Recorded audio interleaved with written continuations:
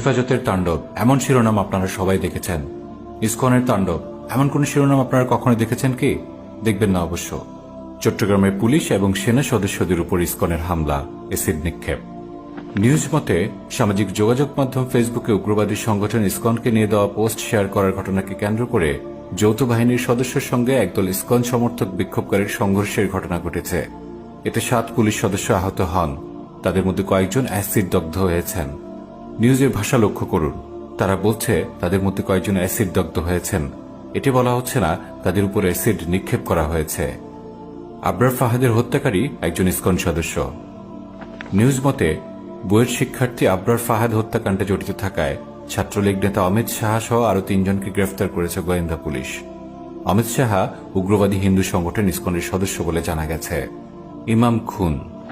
সিলেটে কাজল শাহ এলাকায় ইসকনের গান বাজনার কারণে সৃষ্ট সহিংসতার বিরুদ্ধে স্থানীয় মসজিদের ইমাম ফেসবুকে স্ট্যাটাস দিয়েছিলেন। স্ট্যাটাস দেওয়ার মাত্র 5 দিনের মাথায় তাকে খুন হতে হয়।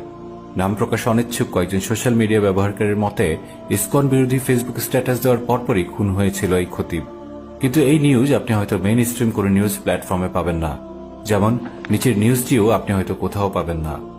গত নভেম্বর মাসের 30 তারিখ মানিকগঞ্জ উপজেলা কৃষ্ণপুর ইউনিয়ন তানজিমুল উলুম মাদ্রাসার মাহফিলে বক্তা ইসকন নিয়ে কথা বলায় উক্ত মাহফিলের সভাপতি বক্তাকে অপমান করেন। উপস্থিত জনতা তৎক্ষণাৎ সভাপতির প্রতিবাদ করেন।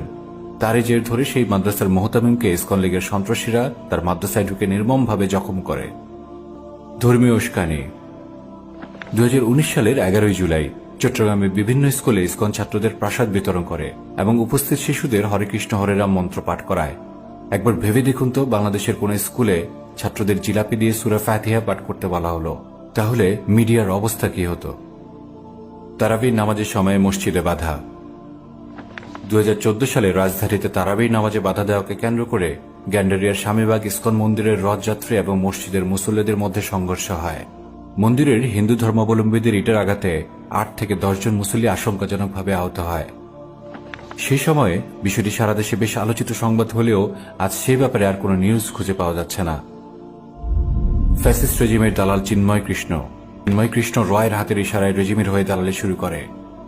আমাদের দেশের নিউজ মতে জুলাই বিপ্লবে ফ্যাসিস্ট শেখ হাসিনার পতনের পরে বাংলাদেশকে অস্থিতিশীল করে ফ্যাসিবাদী শাসন ফিরিয়ে আনার নীল নকশা আঁটে দিল্লি, যারা অন্যতম সেনাপতির দায়িত্ব পালন করেছিলেন এই ইসকন নেতা।